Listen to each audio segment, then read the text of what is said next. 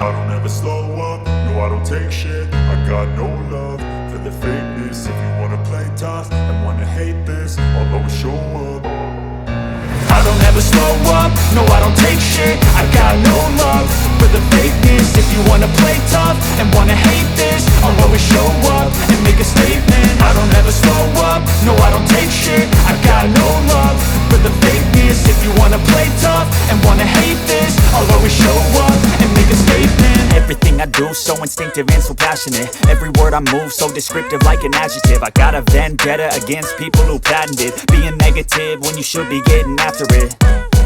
I got facts over tracks, this and that. Spitting slow, spitting fast. I could roast, I could gas. Think I'm okay at last, but I don't know if that can erase all the past. And the pettiness, a reflection of the emptiness. Hilarious, you think you're worth my time, you're delirious. Mysterious, because you hide behind a fake exterior. Inferior, you know I'll always be a bit superior. Get off of me, this ain't no humble brag. I want you to hear words, you can say them back. I want you to feel free from the chains at last, and to believe in what you got, it was built to last, yeah. Now that I've been put through hell, I never got anyone's help. I had to do it all myself.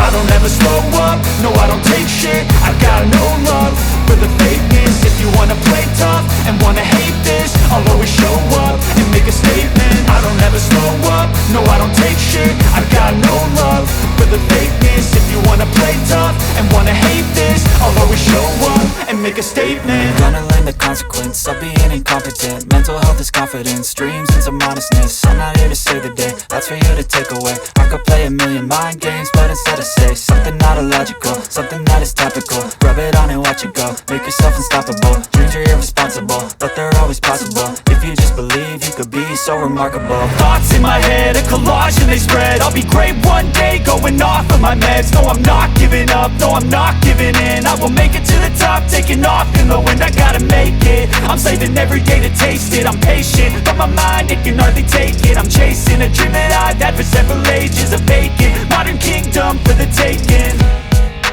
Now that I've been put through hell, I never got anyone's help. I had to do it all myself. I don't ever slow up, no I don't take shit. I got no love for the fakeness. If you wanna play tough and wanna hate this, I'll always show up and make a statement. I don't ever slow up, no I don't take shit. I got no love for the fakeness. If you wanna play tough and wanna hate this, I'll always show up and make a statement. I don't ever slow up, no I don't take shit. I got no love for the fakeness. If you wanna play tough and wanna hate this, I'll always show up.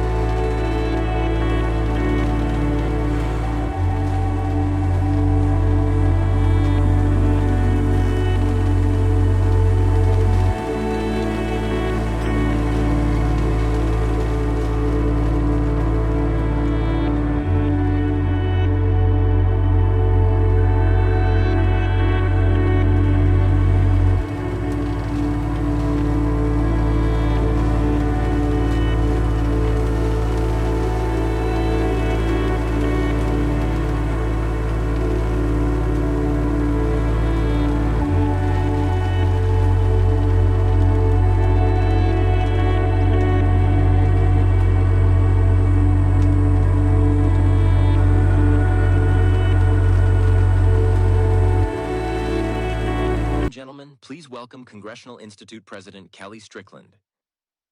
Ladies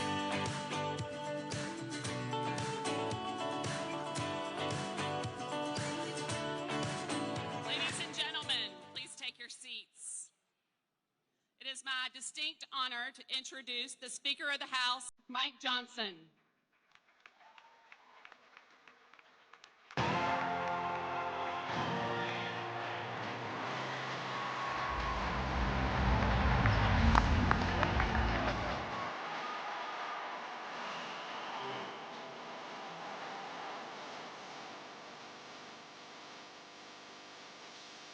All right. Thank you all so much. We have been waiting a while, and you've been very patient, and it will be well worth it. My friends, I want to welcome you to Doral International, Trump's fantastic property, and to the new golden age of America. America's back, my friends. That's right. America really is back. We felt it before we left Capitol Hill. There's a new atmosphere, a new change. People are excited, and we feel that around the country. Many of you went home and heard that from your constituents and your family and friends. Something is happening. It's very exciting. America is back. Common sense is back. Strength is back again. That's right. What's happening around the world right now is interesting as well. Our allies and our friends are encouraged again, and our adversaries are nervous. They're on notice. They see what's happening because something has changed. There's a new sheriff in town.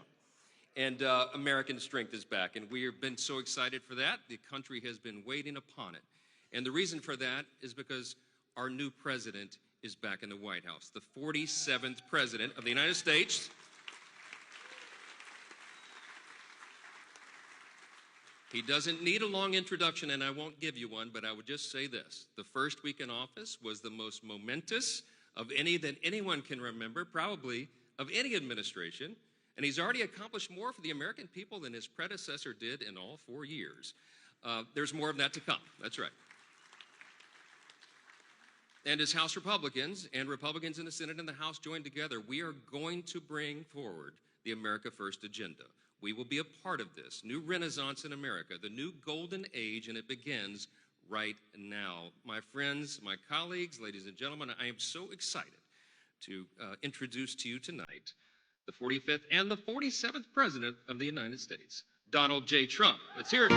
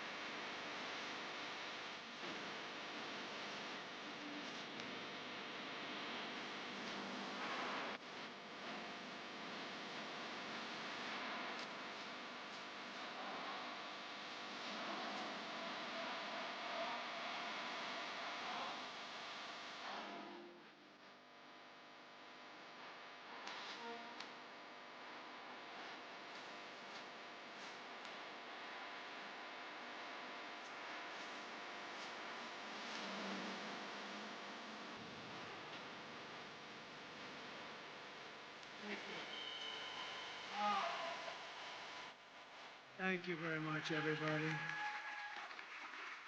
I want to thank you all and congratulate you. I mean, this is a very big congratulations to our re-elected House Republican majority on your largest popular vote. Did you know that? Since 1928? That's a long time, Mike, right? That's a long time. But I especially want to thank our outstanding leadership team. Speaker Mike Johnson, we all know so well. He's doing great. Majority Leader Steve Scalise, who's gone through so much. And he looks better today than he did 10 years ago. I don't know what's going on. Thank you very much, Steve. You look great. Majority Whip Tom Emmer. Tom, thank you. Great job. And House Conference Chair Lisa McClain. Lisa, thank you very much. Great job. Great job.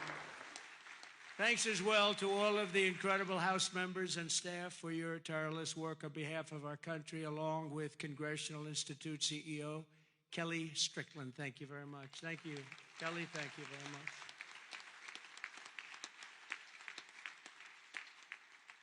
So we have Kellyanne Conway. Nobody knows Kellyanne. Does anybody know? Where's Kellyanne?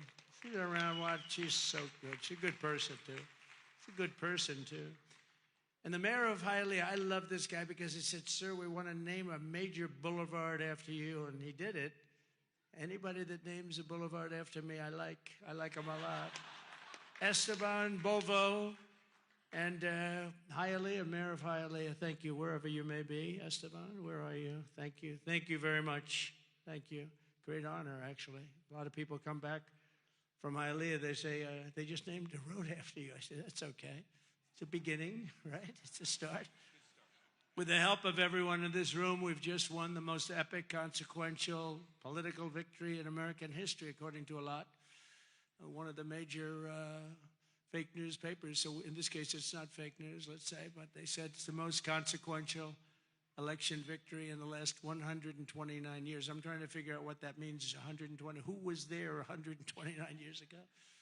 But it was a great one. At the presidential level, we won the popular vote for the first time of any Republican in decades. We swept all 7 swing states, Pennsylvania, Wisconsin, Michigan, Georgia, North Carolina, Arizona, and Nevada by very, very big margins, record-setting. And for the first time ever, all 50 states, did you know this? Shifted toward the Republican Party. We've never had that before. Nobody has, actually. It's never happened before. That's pretty good. You must be doing a good job, fellas. We won the largest number of African-American voters in Republican history, including 39% of black men, a record by a lot. So that's really nice. Thank you. And we won more Hispanic American votes than any Republican ever. It's never won any, not even close. Look at that, Hispanic American. We made historic strides with youth, men, women, urban, suburban, and rural voters. And in a political earthquake, yeah, sit down, just enjoy it. What the hell, we're going to be here for a little while. But in a political earthquake, we won a wave of support from labor unions, including massive numbers of auto workers, which gave us Michigan as an example. Think of that. We won Michigan easily, and we did tremendous with the auto workers. And an overwhelming majority of the rank-and-file membership of the Teamsters. The Teamsters were great. They showed up in droves, and we won them by a lot. Together, we're forging a new political majority that's shattering and replacing Franklin Roosevelt's New Deal coalition, which dominated American politics for over 100 years. That's what we're doing. And what Mike said before, common sense. It is a little bit of common sense. Maybe it's a lot of common sense. Under our leadership, the Republican Party has become the proud voice of hardworking American citizens of every race, religion, color, and creed. We've become the party of the American dream and wealth creation for everyone, not just the rich. If we do our job over the next 21 months, not only will House Republicans be reelected and expand our majority in 2026, we will cement a national governing coalition that will preserve American freedom for generations to come. There has never been anything like what's happened in politics in the last few years. Never been anything like it. Everybody, people of religion, everybody is seems to be with us. I don't know how anybody could even vote for the other side. In many cases, they don't, but they do get credit for it. You'll have to think about that. I've raised a lot of money for the next race that I assume I can't use for myself, but I'm not 100% sure because I don't know. I think I'm not allowed to run again. I'm not sure. Am I allowed to run again, Mike? I better not get you involved in that argument. No, we raised a lot of money, a tremendous amount, and our teletown halls are something that's very special that nobody else is able to even contemplate using. We've gotten a lot of people elected with those teletown halls. We have 25,000, 30,000 people just in a congressional area, and they win easy. It works for Elvis, the Beatles, and it doesn't work for anyone else, but it works for Trump. And we would have tremendous crowds on those calls, and I think I'll bet we got 35, 40 people elected because of the town halls. But I did say to them, and I said, this is the greatest, the person that sort of has the rights to it, and he happens to be a great Republican. I said, this is the greatest invention. This thing is going to make a fortune. He said, no, it's not that good, actually, because it only works for you. He said, actually, sir, it only works for you because somebody else they're not picking up. So I'm honored to have that privilege, and I used it carefully. But we've done a lot of the teletown halls for people, and I don't think we've ever lost one, right? It's hard to lose one, even if you only get 5,000 or 6,000 people on a congressional race. But we've done them for states, we've done them for governors, and we've done them for senators. And we did a couple countrywide. I did a couple for myself countrywide. They're absolutely amazing. And we got the message out through that and lots of other means. We even got it out through TikTok. Has anyone ever heard of TikTok? I have a little bias toward TikTok right now, I have to tell you. So we won youth by the largest margin. No Republican, we generally don't win youth. We won by 36 points. Can you imagine that?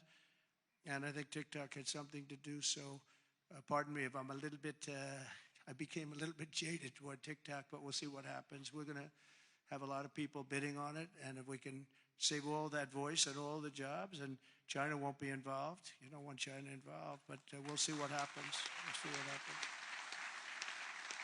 But over the past 7 days, my administration has been moving with urgency and historic speed to reverse every single disaster of the Biden administration. By the way, the guy was a disaster, okay? We want to be nice, and he's probably not listening right now because it's a little late, but I don't want him to listen. I don't want to say it. I feel badly. I was, making the inauguration speech, and I'm saying all the bad things, and he's sitting like right here. I'm saying they were a horrible administration. They didn't know what they were doing. They were grossly incompetent. I got a guy sitting right next to me. It's not that easy to do, even though he didn't understand what I was saying. He really did. And deliver on the mandate that we've been given by the American people. In a single week, I've taken over 350 executive actions. We've signed 300, and who ever heard of that one? And as I said in my inaugural address, the American decline is over. It's over.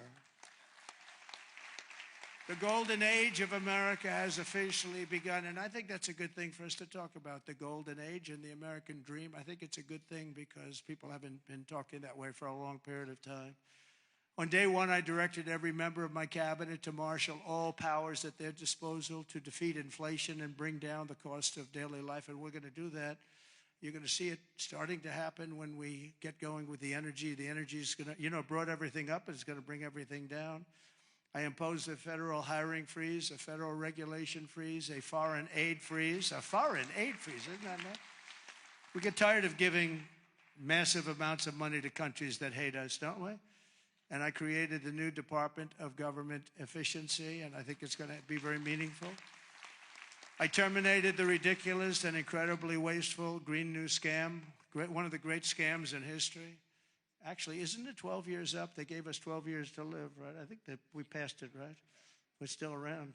Can you believe it? The person that really came up with it is a person that never even took a course on the environment, was a poor student, not a good student, didn't understand a lot.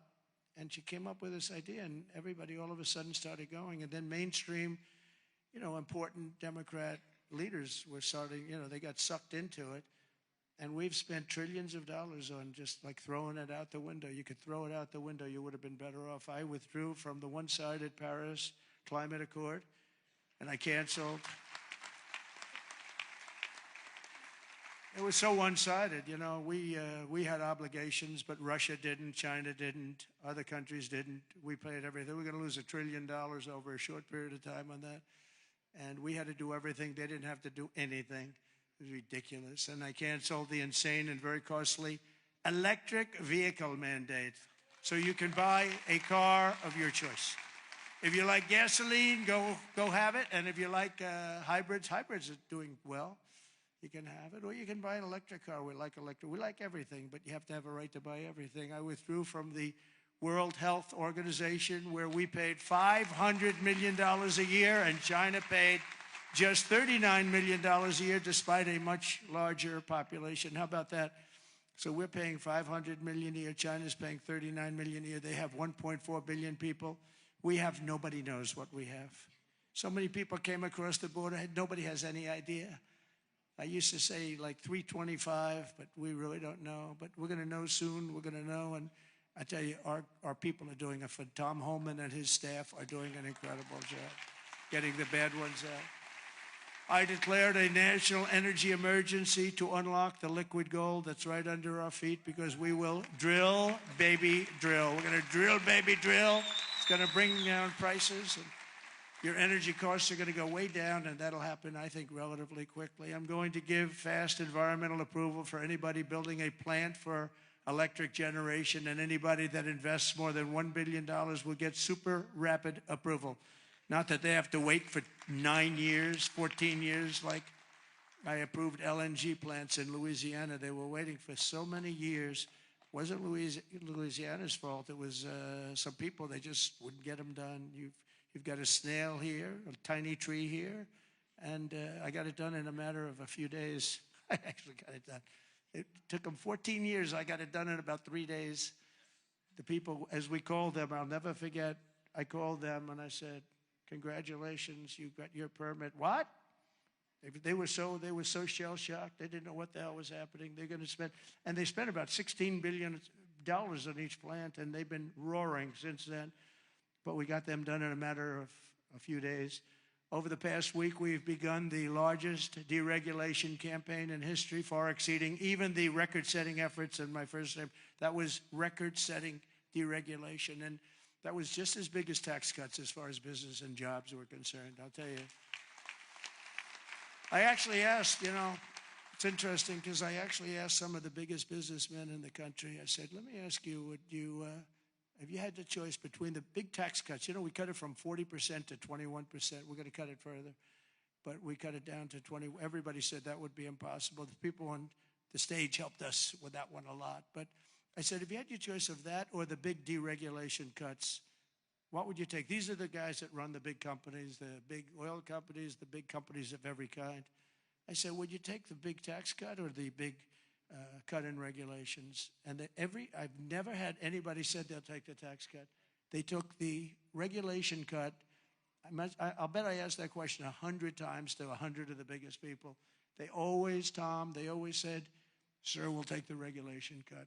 You opened us up. You let us create all these jobs that we've all seen happen. So it was even bigger than the big tax cut. I also signed an order to end the weaponization of our government against the American people and investigate all abuses of power. And I stopped government censorship once and for all, and we brought back free speech to America. That's just what happened. We're going to bring it back. Because we didn't have free speech. We didn't have free speech. I mean, I was investigated more than any human being in history. Alphonse Capone was a baby. Now, this was a serious killer, Scarface. You've all heard of Scarface. He had a scar for a reason. He didn't play games, but he was Scarface. Of course, nobody ever called him Scarface to his face. They said, Al, you look great today. Guy had a scar that was like 2 inches thick that ran from here to here. And they say, Al, you look fantastic.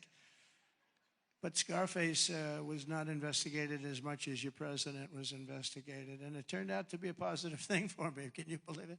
It turned out to be, we got a lot of votes. I think we got a lot of votes because they saw it was weaponization. It was a fight against a political opponent. I ordered the end to all of the lawless diversity, equity, and inclusion nonsense policies across the government and all across the private sector and the military. We got it. We're getting it out, and we've gotten it out pretty much. We did that in 1 week, and it wasn't that easy, but everybody wanted it. People that were strongly in favor of it, I thought, called me and said, thank God you got rid of that. That was so bad.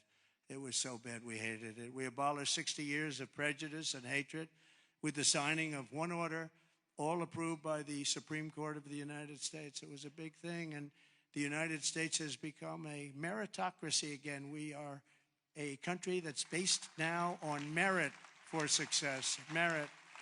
If you're good at what you do, you're going to go places. I made it and who would have thought that was going to happen? We didn't even talk about that one because I figured that one was going to be toughest to get.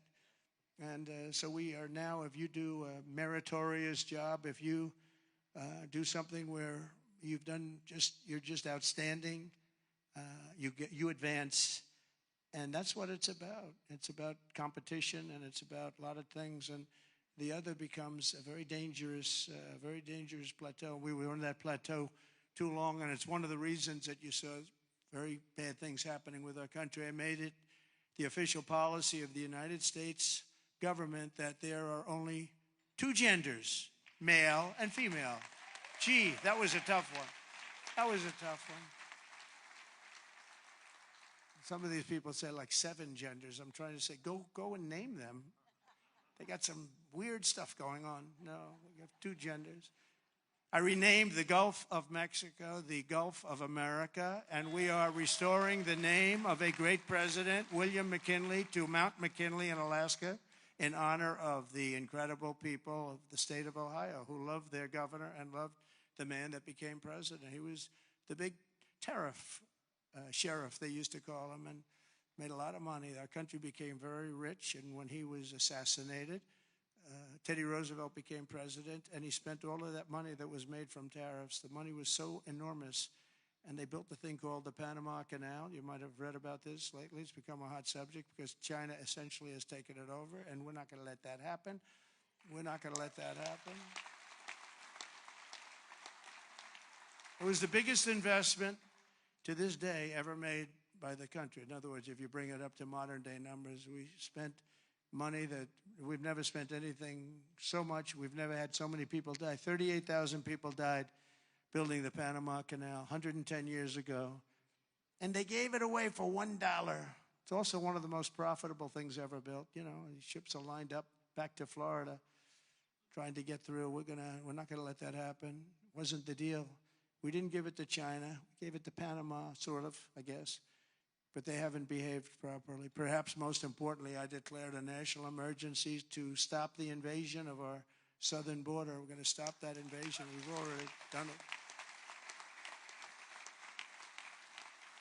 And today in Tijuana, you probably saw, I got a call from Tom Homan and some of the people. They said, sir, it's unbelievable. There is nobody. You have this huge area. It's a gathering area. It's always been packed with these people. What they did to our country is so unbelievable. That they could do this to our country is so horrible. But he said there's nobody there. And then they actually put it on television. I got to see it. And there was literally not one person, this vast area where people stay there all day long and they just walk right into our country. They just unchecked, no way, no check-in for ideas like voter ID. They don't want voter ID because they want to cheat. They wanted these people to come in because they want to cheat too. But who could allow this to happen? But there wasn't one person standing in this massive an area that's like 5 football fields that was packed for years under these horrible people that wanted to kill our country. We halted all illegal entry. We have successfully ended catch and release, and we're deporting 100% of all new trespassers apprehended at the border, and nobody's coming in, and nobody's coming now because they know they're not going to be able to come in. So we've really stopped something that was very, very serious. But we have to get the bad ones out. We have many murderers, many very bad people in our country that they've allowed because of a ridiculous, actually stupid, open border policy. I've also deployed troops to the border, and for the first time in history, we're locating and loading illegal aliens into military aircraft and flying them back to the places from which they came. And very importantly, America is respected again. We're respected again. Isn't that nice? You know, after years of laughing at us like we're stupid people. And as you saw yesterday, we've made it clear to every country that they will be taking back our people that we're sending out, the criminals, the illegal aliens coming from their countries. We're taking them back, and they're going to take them back fast. And if they don't, they'll pay a very high economic price, and we're going to immediately install massive tariffs. It'll be placed on them and other sanctions, but the tariffs, I told you, most beautiful word in the dictionary. I also told you that I said that the first time, and I got just absolutely decimated by the fake news, you know. I said it's the most beautiful word, and the fake news said, what about religion? What about God? What about love? So now I say it's the fourth most favorite word in the dictionary. It's God, love. It's all these other things, but I say number 4, but God, love, religion, tariff, fourth.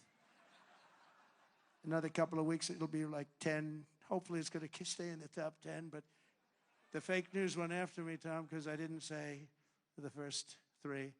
And now that I say it, immediately say it. I'm sure they're going to find some others. Throughout the week, the heroes of ICE have been hunting down and arresting hundreds of illegal alien criminals per day, including those with charges and convictions for rape, child sexual assault, terrorism, and even murder. Many murders in the crowd, and many of these murderers have committed far more than one murder. This is not going to work out, and we're going to get them the hell out of here. And members of the savage Venezuelan prison gang known as Tren de Agua and MS-13, including 50 violent individuals who were rounded up in Aurora, Colorado, which the Venezuelan gang took over. The governor, who's a radical left governor, was petrified. He didn't know what to do. He said, no, it's not that bad. They've only taken over a couple of apartment houses. See, they went into the real estate business. They did it unconventionally. They did it with guns. We have to go out and borrow or use cash to buy. They just did it with guns. They took over. He said, no, it's not that bad. They only took over a couple of buildings. We're tracking down the illegal alien criminals. We're detaining them, and we are throwing them the hell out of our country. We have no apologies, and we're moving forward very fast. They're very dangerous people. They're very dangerous people. They're violent people. I used to say these are more violent than our criminals. In fact, the best part about them is they make our criminals look quite nice, actually, by comparison. They are very violent people. We also have many violent criminals in our country, however, that did not necessarily come here illegally, but have been arrested 30 times, 35 times, 41, 42 times in a couple of cases, 25 times, 18 times. Many for murder and other heinous charges, such as pushing people into subways.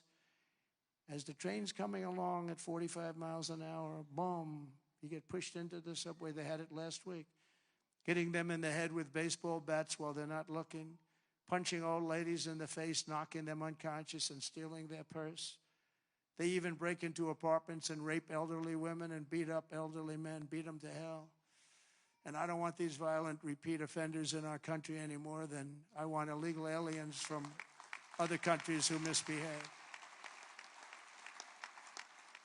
And I say, and this is subject to getting it approved, but if they've been arrested many, many times, they're repeat offenders by many numbers, I want them out of our country. I also will be seeking permission to do so. We're going to get approval, hopefully, to get them the hell out of our country along with others. Let them be brought to a foreign land and maintained by others for a very small fee, as opposed to be maintained in our jails for massive amounts of money, including the private prison companies that charge us a fortune. Now, let them be brought out of our country and let them live there for a while. Let's see how they like it. You'll see crime all over the country dry up. Essentially, that's what Venezuela and other countries are doing. They're getting rid of their criminals and putting them into the United States of America. And their crime is down by almost 80%. We're going to restore law and order in America, and we want to bring back the death penalty for these horrible people that kill people. They kill people. It's always a tough thing to say because I don't like it. Nobody likes it. But if you don't do it, we're just looking for trouble. I spent a lot of time with President Xi, and I'll never forget in my first meeting, I said, do you have a drug problem? No, we have no drug problem. Why is that? quick trial. What is quick trial? Quick trial is that we try the person that sells the drugs immediately, and at the end of the day, we execute that person if that person is guilty.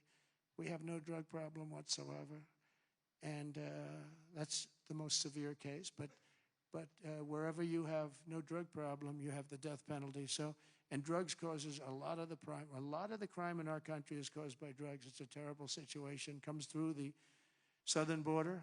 Most of it is fentanyl coming in from China. And, you know, it's very interesting. China, when I was with President Xi, I had a deal worked out with him that they were going to give their maximum punishment, which is the death penalty, to anybody making fentanyl and sending it into the United States. Then we had a very unusual result in an election.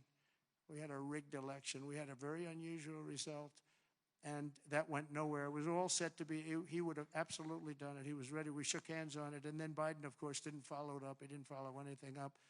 But if that would have happened, you would have had a lot less fentanyl deaths, I can tell you. You would have had very little fentanyl coming into the southern border. Last week, I also signed an order that will designate the cartels as foreign terrorist organizations. That's a very big designation. And as we are fighting hard to get birthright citizenship or automatic citizenship for the children of illegal aliens, that's another way. It's automatic citizenship for children of illegal aliens. That's the other term that they use, which is actually more accurate, more understandable.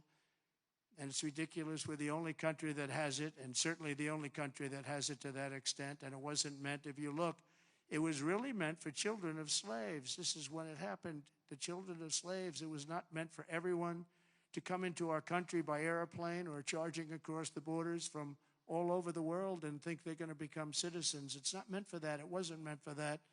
And hopefully at some point the courts will understand that without having to go through a whole big deal. This was meant for the children of slaves. And look at the timing of it and you'll see. And I hope judges will understand that.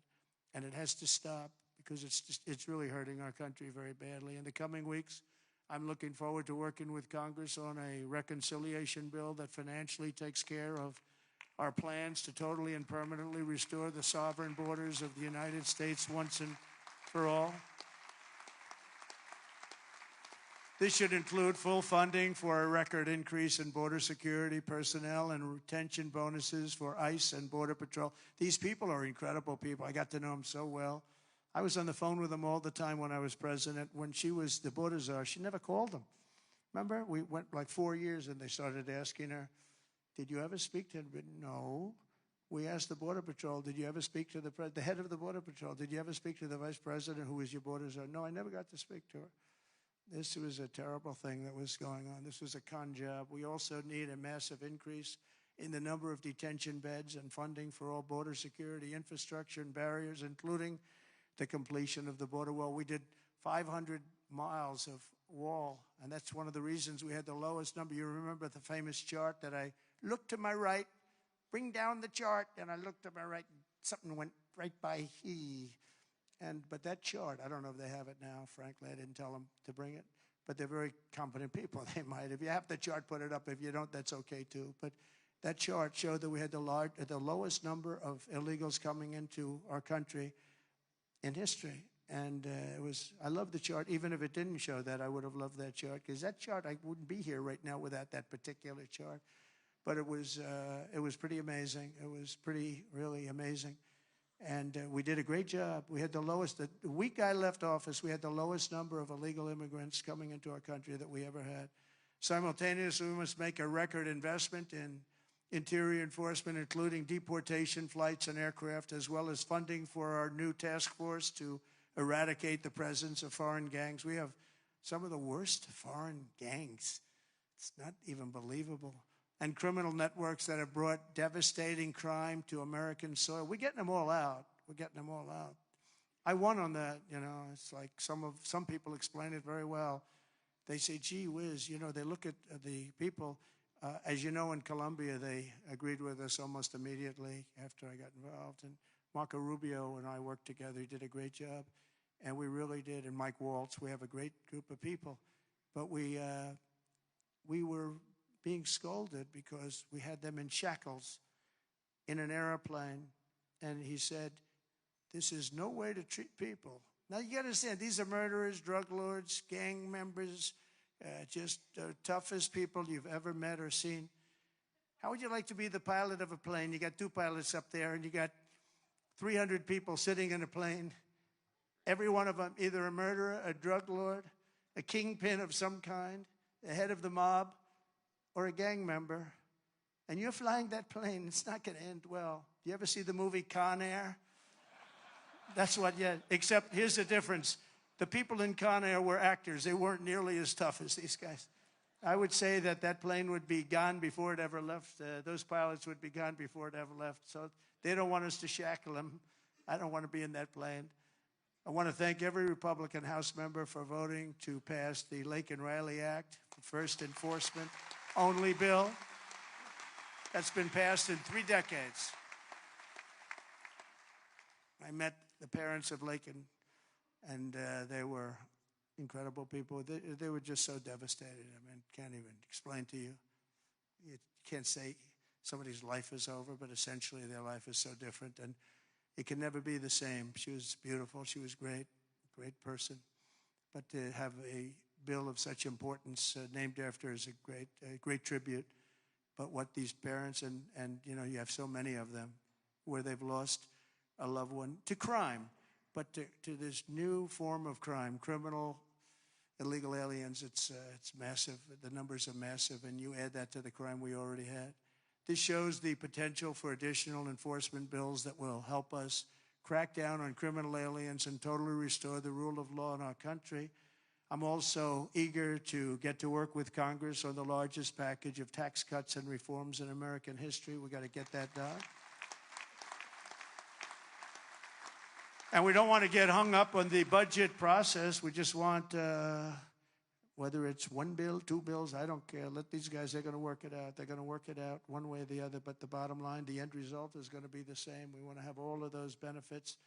And we want to keep people's taxes low and actually make them lower. And that's not just rich people. That's everybody. It's, frankly, proportionately the lower scale, much more so than a higher scale. Not only must we permanently extend the Trump tax cuts, you know, if we don't, you're going to have about a 60% tax increase. But I also intend to keep my promises, starting with no tax on tips, no tax on Social Security, and no tax on overtime. We're working very hard to get them done, and we are. I went to Nevada just this last couple of days. Started off in North Carolina because I didn't want to forget the people of North Carolina were treated so badly by FEMA. And they came to me, they said, "Sir, you're going to California tomorrow." I said, "Well, what about North Carolina?" "Well, we'll do that another time." And I said, "No, we won't. I'm stopping in North Carolina first." And we stopped there. We met great people. Franklin Graham has done a fantastic job. He's done a great job, but others also. And I met people that were devastated. The Democrat Party with FEMA, their FEMA did absolutely nothing. And we have that worked out. Your congressmen are helping very much there. Your 3 Congress people are working very hard on that whole thing, along with Michael Whatley. And Laura wants to be involved too. Laura Trump, she's doing great jobs. She's done a great. Michael and Laura have been unbelievable as the head of the RNC. They've been unbelievable. Unbelievable. You know why I picked Michael? I said, who ran North Carolina? Tell me. Because in the 2016 election, we did so well. And then in 2020, we did great in North Carolina. But others, we watched, ping, ping. What the hell's going on? But with North Carolina, when he had 600 lawyers, 601 lawyers working for him, and they didn't play games in North Carolina, I said, that's the guy I want to run it. And Michael Whatley has done an unbelievable job, and he worked with Laura so well. She comes from that state, from North Carolina. They've done such an incredible job. So thank you very much. I want to just thank you in front of leadership. Incredible. And I really don't want to give him another job, to be honest. That's the most important job. He said, "Sir, I'll go anywhere." I said, "I don't want you to go anywhere. I want you to stay where you are. We'll give you plenty of money to get the job done, right? But we don't want to lose it." I mean, he's really he could do anything actually, but he's a very talented person. There's nothing more important because we have to win in 2 years or we have to win in 4 years. There's nobody better to head it up. So thank you very much, Michael, and really stand up. We're just an incredible job. Really amazing. I wanted to save that for leadership because I say it all the time. People don't know what the hell I'm talking about, but leadership knows what I'm talking about. And it's really incredible. The two of you as a team are unbelievable. Our administration will also be working to implement the Make It in America plan that I outlined very successfully in my campaign. You know, I think my campaign, I really focused on the border more than anything else. A lot of people said the biggest thing was inflation and the economy, and then maybe the border was third. I always felt the border was first because I felt that people could really understand that you can't have people pouring in from the prisons all over the world and from mental institutions all over the world and dumped into our country.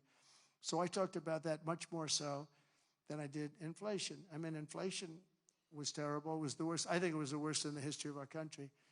But you can only talk about it so long. You know, the price of apples doubled. The price of bacon is quadrupled. Everything is a disaster. And you say it, and then what do you do? With this, I could give examples of what they're doing to destroy our country, and I felt it was the strongest thing. You know, it's funny, in 2016, I won on the border. In 2020, we did so well, I couldn't talk about the border. My people would say, sir, don't bring up the border. Nobody wants to hear it. I said, no, I did a great job. It was a horrible border in 2016, but that border was beautiful compared to what we have now. So I didn't talk about it, and we did great. I mean, look, I got millions of more votes in 2020 than I got in 2016. Nobody ever got the most votes of any Republican in history in 2020. But this time I said, let's make it too big to rig. We're going to make it too big to rig, and that's what happened, and they couldn't. They tried, these cheating guys, these cheating people, but they tried, but they gave up. I brought taxes down from 40% to 21%, which everybody said was impossible, and I did it with these people up here and a lot of the people there. A great congressman. I want to name every one of them, but I'd be naming them all night. I'm looking at them. Look at all these people. They're great. They're so great, Russell and you, and every single Virginia. Look at Virginia. She's a killer. Nobody would know she's a killer. But I got all these congressmen. I want to name every one of them, but I got like 100 and something things. People would say, let's get the hell out of here. This is getting very boring, right? But I will tell you, as a group and individually, they're incredible people. Every one of them I like, although every once in a while, if somebody votes against me, I don't like him for a little while. But we like every one of them. And this guy has the ability to get along with everybody, which he has to when you have a majority of really 5. You know, they say 1, but it will be. But right now it's 1. I want to make him sound a little bit. But he has an ability to get along with people, and he's very smart, very tough. But everyone likes him because he's a high-quality person, very religious person, and he's a high-quality person. You know, we have other guys here, and I know that everybody likes them, but they're like one of them in particular. I love this guy so much. I won't name him because I don't want to embarrass him, but I don't know if he'd be happy or not happy, but he's very, very strong, very, very popular, but he has 36 people that won't vote for him. It's 36. That's not a lot. That's a small percentage. Tom is incredible, but Tom has a couple of people that probably have been beaten badly and beat up some people badly, and it's a little tougher. But he's done an unbelievable job. I've become friendly with him. I didn't really know him. And over the last year or so, I've become friendly. He's incredible. He's an incredible leader. You really are. But you have a couple of people that maybe more than one. Let me put it that way. They all love him. Your wife loves you. That I can tell you. He's got a great. Where are you? Where are you? Stand up, please. Just stand up. Come on. What a great wife and family. It's true. Thank you. She is a great. Look at her. She's very popular, isn't she? Huh? She's great. More than you. You're very popular. And now I'm bringing them down. I'm bringing the taxes down from 21 to 15%, but only if they make their product in America. So if they make their product in America, we're bringing it down. So if you think about it, we took it down from 40 to 15%. But again, you keep 21, but you go down to 15 if you make your product here. We are going to have so many business moving back into our country. And remember, again, the word tariff. We're going to protect our people and our businesses, and we're going to protect our country with tariffs. And you got a little indication of that yesterday with what happened with a very strong country. Colombia is traditionally a very, very strong-willed country. If they don't make their product in America, then very simply they should have to pay a tariff, which will bring in trillions of dollars into our treasury from countries that never paid us 10 cents. We're not going to let that happen. We're not going to let them destroy our country. In the words of President McKinley, who is the tariff king, the protective system invokes the highest law of nature, that a self-preservation, and that is self-preservation. There is every reason, founded in justice, why the American producer should in every way be favored against a foreign producer whose products compete with his. This is our natural market. We have made it. We have made it at enormous cost, capital, and exertion. And think of this. And we did that through exertion and brain and muscle and guts and stamina. We preserved it against foreign wars and domestic conflicts at great sacrifice of men and women. The foreign producer has contributed nothing to the growth or development of this country. So if you want to share with the citizens of the United States our home market, then you must pay for the privilege of doing it. In other words, you have to pay for the privilege of coming into our country, taking our jobs, taking our product, destroying our countries. We mentioned North Carolina, the furniture business, what they've done to these great artisans. I used to go down to North Carolina all the time to buy furniture for hotels that I was building, and they had the most incredible artisans. That whole thing was wiped out by China mostly, but others, and just wiped out. But it's going to come back. It's going to come roaring back. It's all going to come roaring back. We're going to put tariffs on outside countries and outside people that really mean us harm. They want to, well, they mean us harm, but they basically want to make their country good. Look at what others do. China's a tremendous tariff maker, and India and Brazil and so many countries. And so we're not going to let that happen any longer, because we're going to put America first. Always put America first. That's what's going to happen. We're going to establish a very fair system where money is going to come into our coffers, and America is going to be very rich again, and it's going to happen very quickly. It's time for the United States to return to the system that made us richer and more powerful than ever before. Do you know, the United States in 1870 to 1913, all tariffs, and that was the richest period in the history of the United States, relatively speaking. In other words, relatively. And they set up the Great Tariff Commission of 1887, and this commission had one function: what to do with all the money that we took in. It was so enormous that they had no idea. It was a blue ribbon committee. It was set up 1887, and what to do with all of the money that we had. And again, Teddy Roosevelt was a beneficiary, because when McKinley was killed, he took over this vast sum of money, and he did all of those national parks and all of the other things. And I'm not knocking him, but he was given a vast amount of money, and that was all made through tariffs. We had no income tax. The income tax came in 1913. As I said in my speech last week, instead of taxing our citizens to enrich foreign nations, we should be tariffing and taxing foreign nations to enrich our citizens. Does that make sense, right?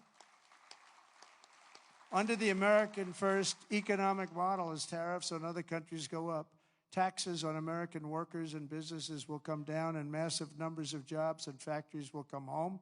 The job creation will be enormous. In particular, if you look at the automobile sector, I mean, we're just being wiped out. You just take a look at what's happened to that over the years.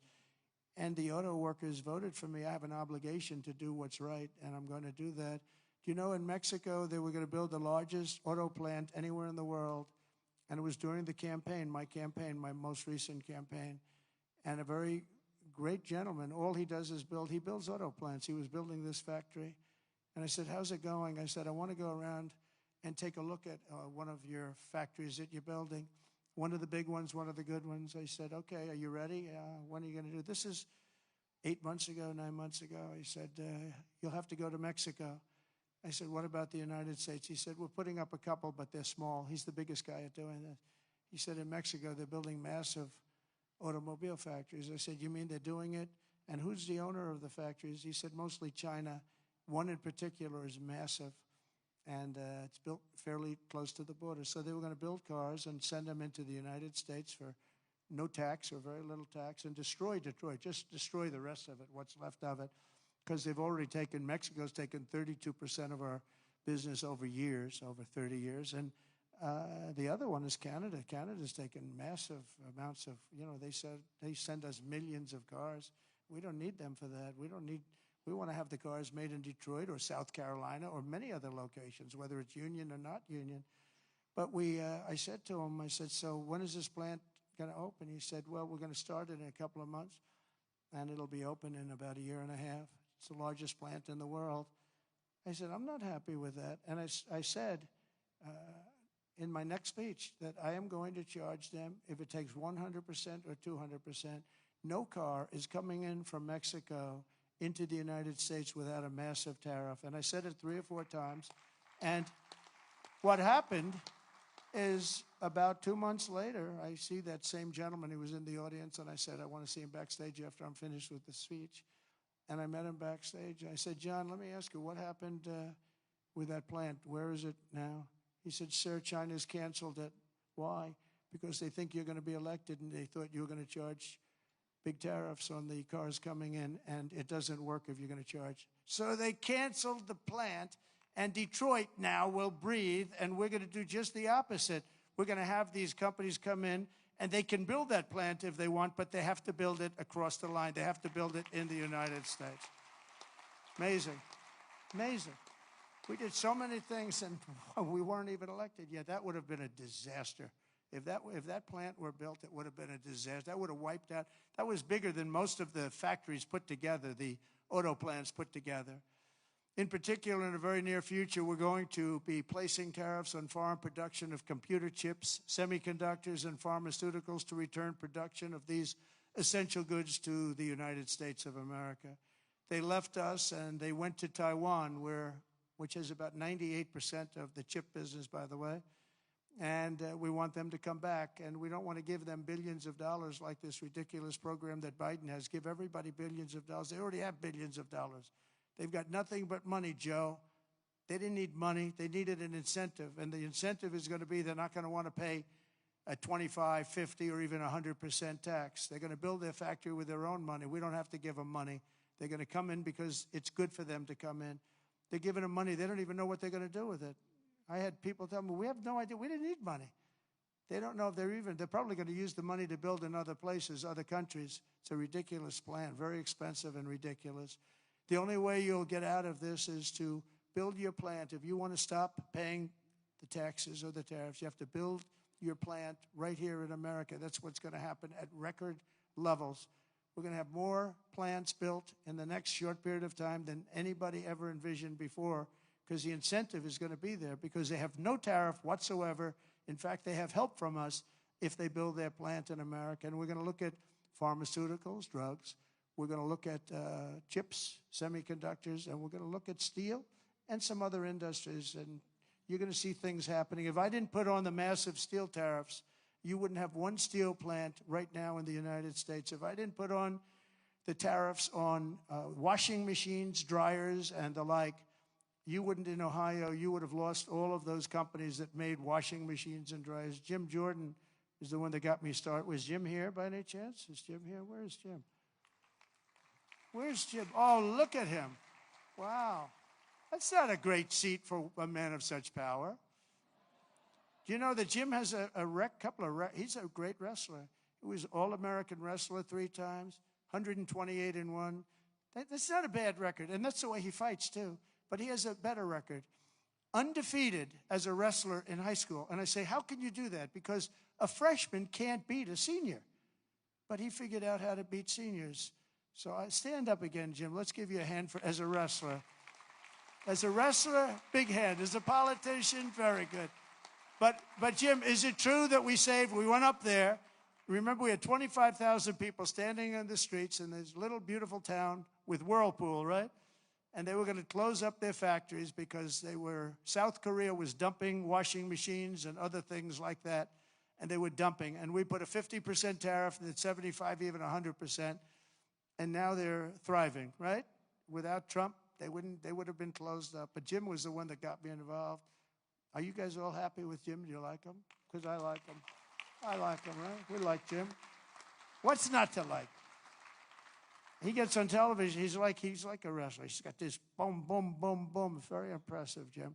Anyway, it's good to see you. I like that guy a lot. I like a lot of the people in the audience a lot. I like the people in this room. We have the same basic philosophy. We have the same thoughts. What's not to like? But I'll also be placing tariffs on steel, aluminum, and copper, and things that we need for our military. We have to bring production back to our country. You know, there was a time when we made one ship a day, and now we can't build a ship.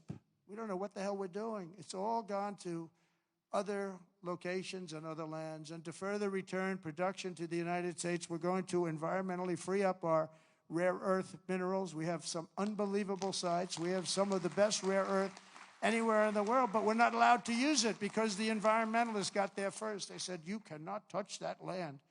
I look at the land. It looks like every other piece of land. What is it? Well, this is very protected.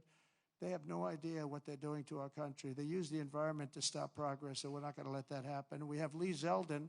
I don't know if Lee's here today, but Lee Zeldin is going to be fantastic. He's going to head up the whole environmental. And I said, Lee, if we have we put in for a power plant, and if we don't get the approval, like that you can start within 12 days, one day would be even better, but 12 days, 14 days, see what you can do. And Lee's great. Lee knows what's good and he knows what's bad, and he'll be very fair, but we have to get it moving because some of these jobs, like the ones in Louisiana, they were 14, 15 years, they couldn't get their approvals. We can't let that happen. When people come here with massive amounts of money, they want to start, they want to go, and we know what's good and we know what's bad too.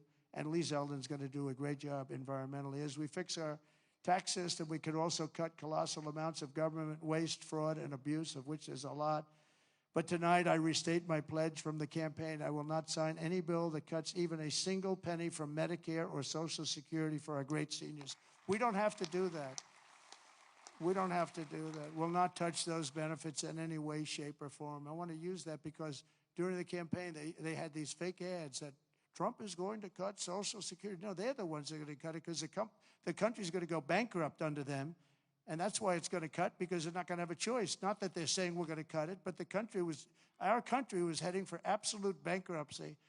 Using reconciliation, I also look forward to working with you to make our energy policies permanent and making our historic deregulation efforts a fixture of U.S. law so that no future president, like they did with Anwar, I got Anwar approved. Nobody could do it, including Ronald Reagan in Alaska. It's the largest site, potentially the largest site in the world, larger than Saudi Arabia.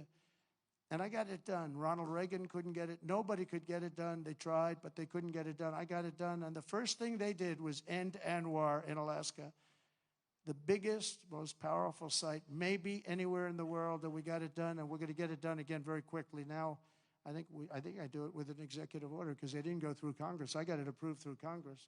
So I think we get it done fast. But it's going to be, that can supply all of Asia with its location. All of Asia can be supplied by Anwar. So there's so many things, but we don't want to have any future president ever sabotage our economy with out-of-control regulations as the last two Democrat presidents have done. They went crazy.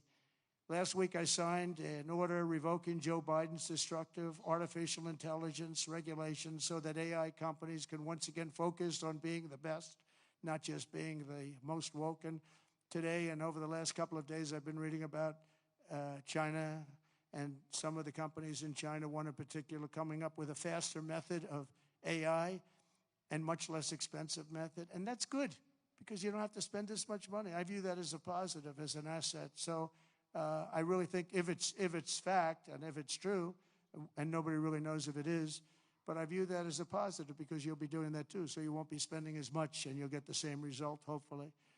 The release of DeepSeek AI from a Chinese company should be a wake-up call for our industries that we need to be laser focused on competing to win because we have the greatest scientists in the world. Even Chinese leadership told me that. They said, you have the most brilliant scientists in the world in Seattle and various places. But Silicon Valley, they said, There's nobody like those people. This is very unusual when you hear a deep seek, when you hear somebody come up with something. We always have the ideas. We're always first. So I would say that's a positive. That could be very much a positive development. So instead of spending billions and billions, you'll spend less and you'll come up with, hopefully, the same solution. Under the Trump administration, we're going to unleash our tech companies and we're going to dominate the future like never before. And finally, we need to work together on a defense bill that once again fully rebuilds our military for our great warriors. We have to have a strong,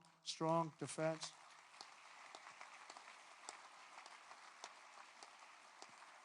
And in a little while, I'll be signing 4 new executive orders. First is that I'm directing our new Secretary of Defense, Pete Hegseth, who's going to be great, by the way. Thank you for the support. Thank you very much for the support. You really did support him greatly. I think he's going to be fantastic. I know him very well. I think he's going to be fantastic. He's what we need. To immediately begin the construction of a state-of-the-art Iron Dome missile defense shield, which will be able to protect Americans. You know, we protect other countries, but we don't protect ourselves. And when Ronald Reagan wanted to do it many years ago, luckily we didn't. We didn't have the technology then. It was a concept, but we didn't. And now we have phenomenal technology. You see that with Israel. We're out of 319 rockets. They knocked down just about every one of them. So I think the United States is entitled to that. And everything will be made right here in the USA, 100%. And next, to ensure that we have the most lethal fighting force in the world, we will get transgender ideology the hell out of our military. It's going to be gone. In addition, we will stop our service members from being indoctrinated with radical left ideologies such as critical race theory. We're going to stop it. It's already been stopped. It's already been halted, totally halted. And finally, we will offer full reinstatement to any service member who was expelled from the armed forces due to the COVID vaccine mandate. And we will restore them to their former rank with full pay.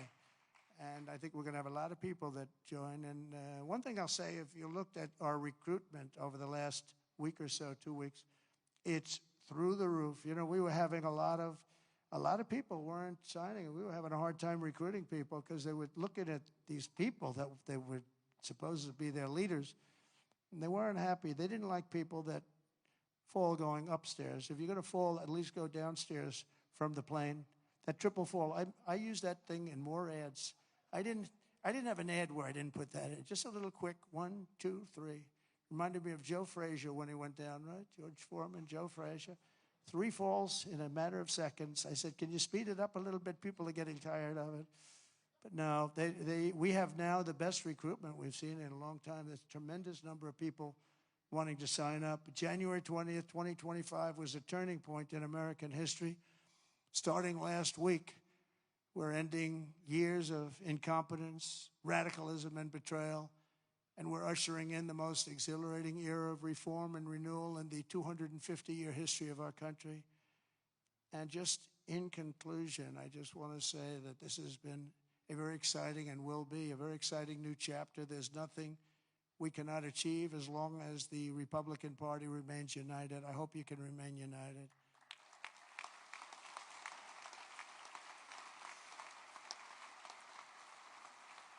And it's one thing I give the Democrats a lot of credit for because, you know, they have lousy policy. I think, frankly, half of them are totally crazy. But they do stick together. They stick together on stuff that nobody can. I mean, how can you want prisons emptied out into our country? They stick together. They stick together on everything. Impeachment hoax number 1, impeachment hoax number 2. They stick together. Although I must tell you, you gave me great support during those 2 problems. Those 2 fake witch hunts, which have now turned out to be totally fake and disgusting. But you gave me tremendous support. But the Republican Party has to stick together. We just can't have people going, 1, 2, 3 votes. And we don't have that luxury. It would be different if we had a 20-point, 30-point, 30-person majority, but we don't. We have to help leadership. And, you can be assured that you have certain philosophies, that if you're going to have most of the people, almost all of them, voting for something, you're going to be okay. It's not going to be bad. You have to stick together. It's the one thing that I would say we don't get very high marks. Everything is so hard We'll always have 2 or 3 or 5 or something, people that just don't want to do it. And you just got to do it. You just got to do it. Make life easy. Just got to do it.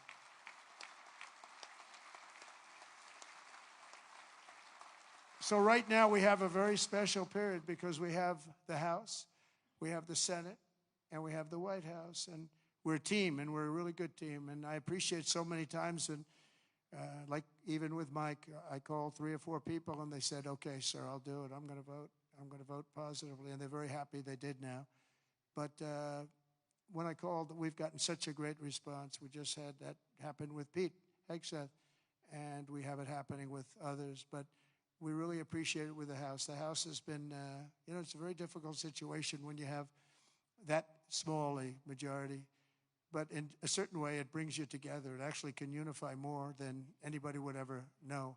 And a victory is sweeter, as they say, because of it. And I think we're going to have a lot of victories, but we have to stick together. We have to work together. We have to fight together. And we're going to win together. We're going to win like never before. We have a chance to win like never before. As long as we stay united, the 119th Congress will be remembered as the most successful and accomplished Republican majority in American history. I believe that. I think we have a chance of doing that. All right? And in January 2027, we will have a larger Republican House, a larger Republican Senate, and our country will be richer, safer, stronger, prouder, greater, freer, and ever before. I really think that we're going to have some big victories coming up, and I'm going to be helping every single one of you. I'm raising a lot of money, and I want to use it for the House, and I want to use it for the Senate. I've raised a lot of money, and, I told my people, we raised $1.7 billion. They raised $2.6 billion. They have the unions with, checkoffs, which is always tough, $10 a month times millions and millions of people. And then we won, and we won by a lot. And they wanted to go out, and they still haven't raised it. They're trying to raise $28 million. They cannot raise 10 cents. It's good to win, I will tell you. It's really good to win, but they can't raise money. But I told my people the morning after. Now, normally, because we have so many donors here and so many people that I love and respect, a lot of great friends of mine, but I told my people, Meredith and Susie, by the way, how good is Susie, the Ice Maiden? Where is the Ice Maiden? She is so great. She is so great. Stand up, Susie. The Ice Maiden, ladies and gentlemen.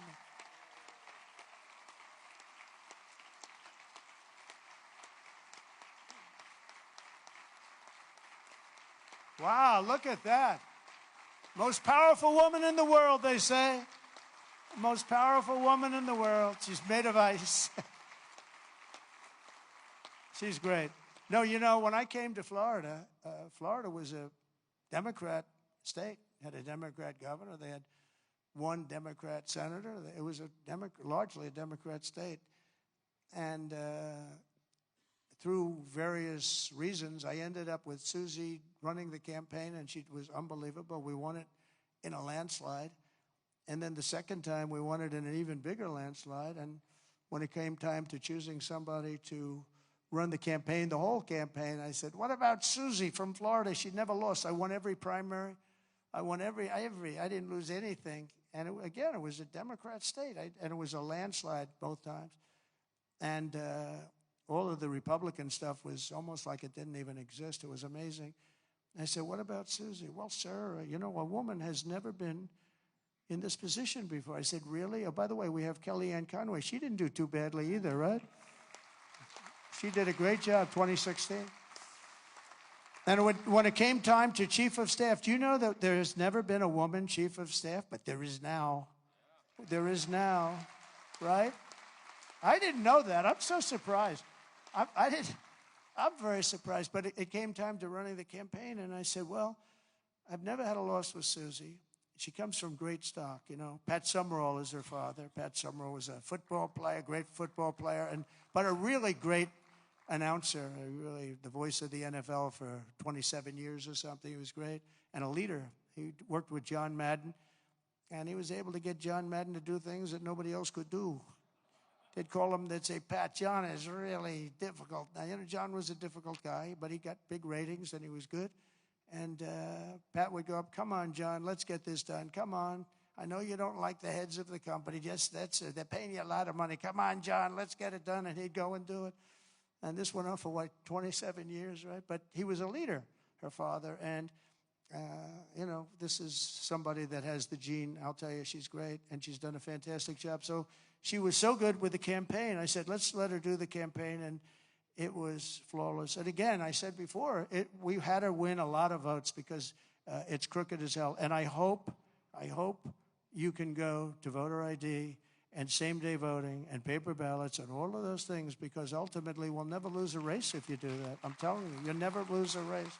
And I hope you can get that. And that's said to the governors mostly, but this, you know, you people have a lot of power over it. But Susie ran the race, and we did phenomenally, and then we just made her the chief of staff, and she's doing great. They say it was the greatest week, opening week, in presidential history, and I think, you know, couldn't be a hell of a lot better. Even CNN is saying, this guy is amazing. I couldn't believe it. I said, did CNN really say that? Because nobody watches, so nobody was able to confirm it.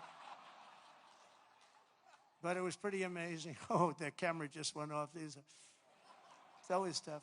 Usually you get them by surprise.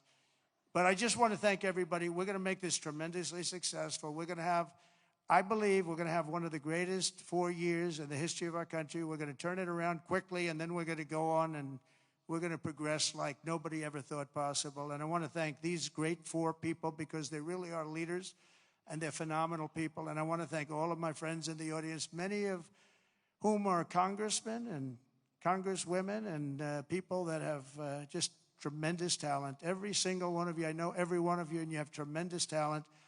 And if we stick and if we fight together, there's nobody can stop us. We're going to have, because they have bad policy. Their policy is so bad. Nobody could win with this policy. Nobody. And we have the best policy. And again, as they say, and we say, and I've been saying for a long time, we're the party of common sense. And we're the party that's going to have the best 4 years ever. Thank you very much. Appreciate it. Thank you very much.